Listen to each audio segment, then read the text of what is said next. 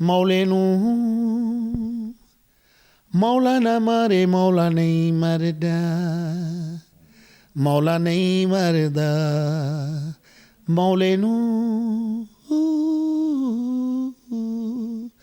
ਮੌਲਾ ਨਾ ਮਾਰੇ ਮੌਲਾ ਨਹੀਂ ਮਰਦਾ ਮੌਲਾ ਨਹੀਂ ਮਰਦਾ ਇਹਨੂੰ ਸਮਝਾ ਲੈ ਰੋਸ਼ਨਾ ਠਾ ਠਾ ਠਾ ਮੌਲੇ ਨੂੰ मौला न मारे मौला नहीं मरदा मौला नहीं मरदा।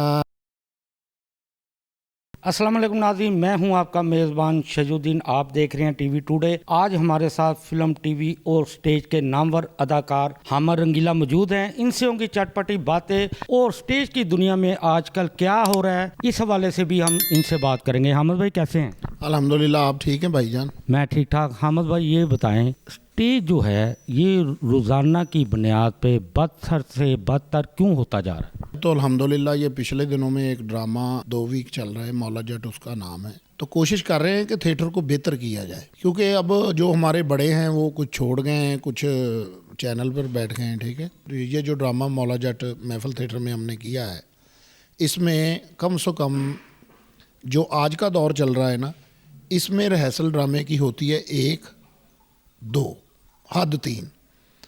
तो हमने इसको 1.5 वीक दिया। 1.5 वीक में हमने सब फनकारों ने इस पे मेहनत की और इस ड्रामे को पूरा याद किया।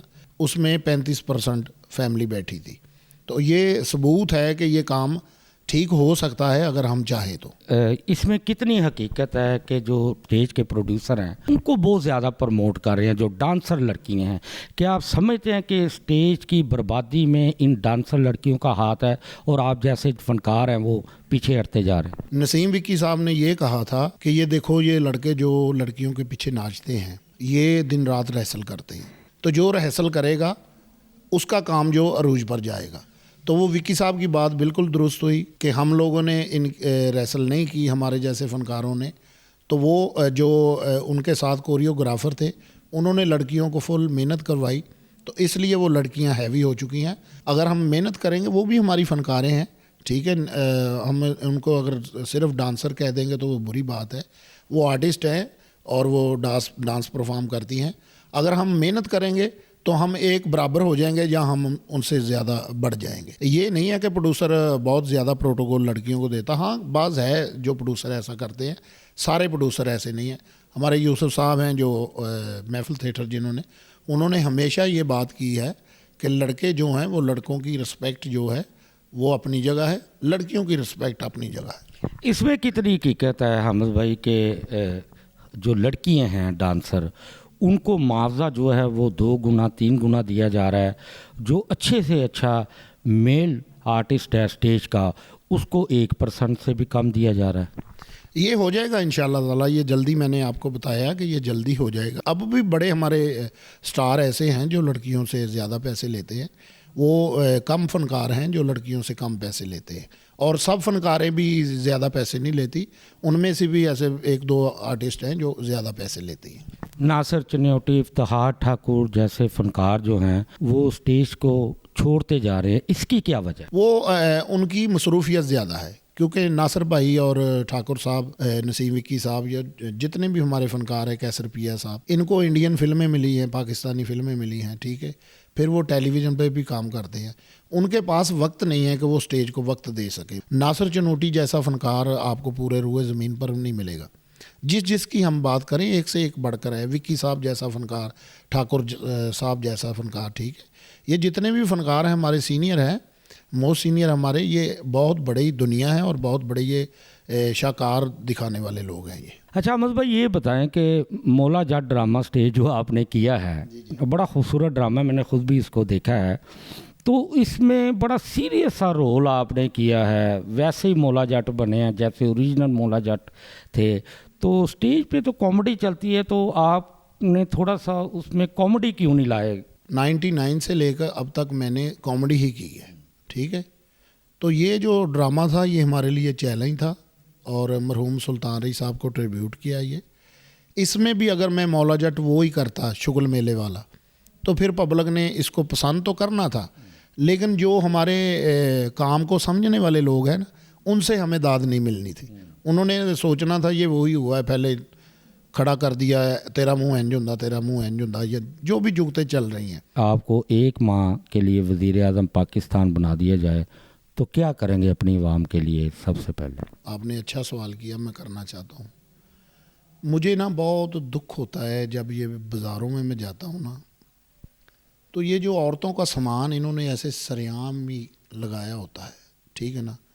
मुझे तो, मैंने जितनी मर्तबा देखा ना, मैंने यही ज़हन बनाया कि अल्लाह ताला अगर मुझे इस काबिल करे, या मुझे कोई ऑफिसर, कोई मुझे मिनिस्टर ये कहे कि रंगीला साहब आप बताएं आपको क्या चाहिए या आपको क्या होना चाहिए मुल्क में, तो मैं उनको ये कहूँगा कि ये जो औरतों के बिकने वाला सामान है ये दुकानों के अंदर हो और वहाँ औरतें ही खड़ी हों। औरतों ने जो सामान लेना है वो औरत को बताए कि मुझे ये चाहिए। अब वो देखे आप, कितना अजीब लगता है। मेरी भी माँ बहन जाती है, ठीक है, ये पाकिस्तान की जितनी औरतें हमारी माँ बहनी है ना, वो जब जाती हैं चीज़ें लेने के लिए, वो मर्द को बताना पड़ता है कि ये दूँ, मुझे दे दें, ठीक है। मर्द भी आज के दौर का कैसा है आपको पता है। तो मुझे अगर ऐसा मौका मिलेगा तो मैं सबसे पहले तो इस मुल्क से करप्शन ख़त्म करूँगा, गुर्बत ख़त्म करूँगा, और तीसरा काम मैं ये करूँगा जो मैंने आपको बताया कि लेडीज़ का जितना सामान है वो पर्दे में बिकना चाहिए, ऐसे सरेआम नहीं बिकना चाहिए। वैसे तो शक्ल से ही आप बड़े खूबसूरत हैं और खूबसूरत फनकार हैं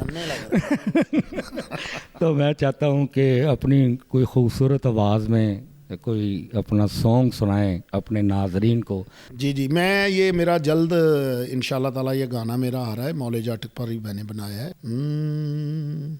मौले नू मौला ना मारे, मौला नहीं मरदा, मौला नहीं मरदा, मौले नू